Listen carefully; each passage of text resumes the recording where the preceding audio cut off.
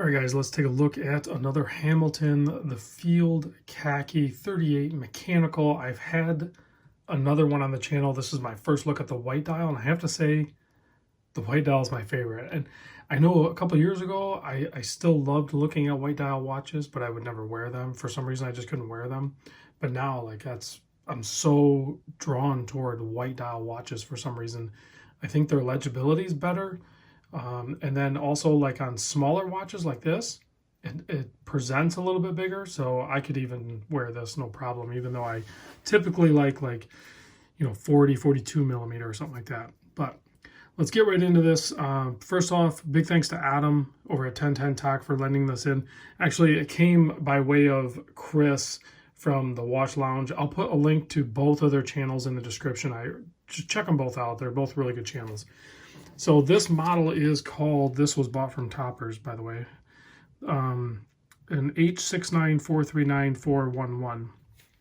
Now, my Hamilton AD of choice is Mimo, so I'm not going to put a Toppers link in the description. I'm going to put a Mimo's link in the description because Mimo's my buddy. So if you're looking for a Hamilton and you want it from a really good AD, email my buddy Mimo and tell him I sent you. You'll get a good deal.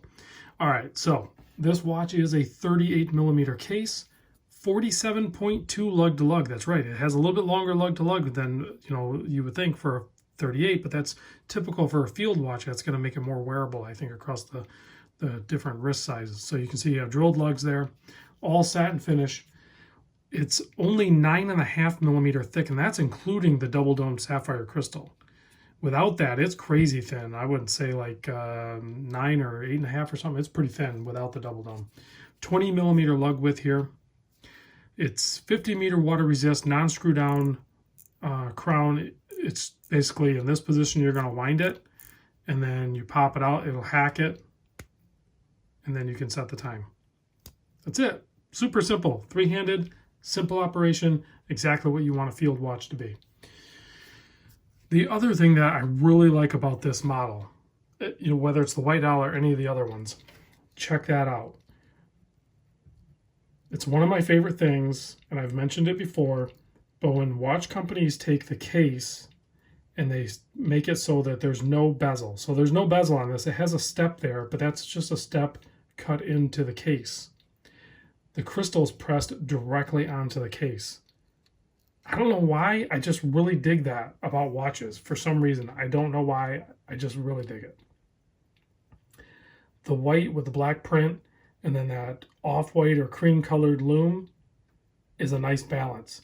If they were to do white or something like that, I think it would look hokey. This is a nice look.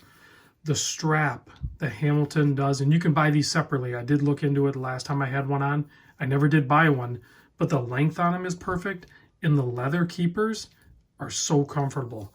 This is a really good NATO as well. So I'm glad that they paired it up with this. And it's nice that you can actually buy these individually.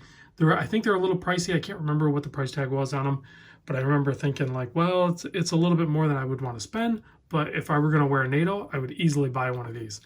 Has matching stainless hardware with the Hamilton logo on there, or branding anyway. If we take a look at the case back here, there is some information. This is the H50 movement is what they call it. It is a hand wind. There should be some information online if you want to look it up. Screw down case back. I did throw this on the Timegrapher. It's running at a +1 second at a full wind. So basically it's ±0. It's flatline. So it runs really good. That's at a full wind. I'm sure it might change a little bit as it kind of powers down in its power reserve. But I mean, how easy is it just to give it a couple of winds to keep it going, guys? I forget what the power reserve is on this, but I'm sure it's plenty long enough and it's super easy to wind. Almost a 7 millimeter crown, 6.4 millimeter crown. I think a 7 mil would probably be too big. I mean, you're almost taking up the whole side of the depth of the case there. So 6.4, good choice. It is signed. It is oversized, both I think in circumference and in how large it is coming out from the case. So it's easy to operate. So let me pop this guy on wrist real quick. I am wearing my Tudor Black Bay 41. This has been on my wrist the whole weekend. I've been wearing the heck out of it. So just for kicks, there's a 38 next to a 41. Quite the different size proportions there, but let's pop this guy on wrist real quick. This is seriously, it's right up there with one of my favorite NATOs, just because it doesn't feel like a NATO to me. I mean, it just feels like a regular strap, but it just happens to be a pass-through. So you can see on my 7 1/4 inch wrist, it still wears really good, even though, you know, 38 is definitely not what I feel is my sweet spot. But because you have just over 47 lug to lug, and then with that white dial, it wears a little bit bigger. So for a field watch, I'm on board with this one. I really like this one. It's probably a good thing I'm not in the buy mode right now. I've been just trying to enjoy what I have, because this watch did end up selling to a Patreon in my Sunday sale video. So thankfully it's going to another good owner. So I think we just about covered it. Let me see what we can do for Lume.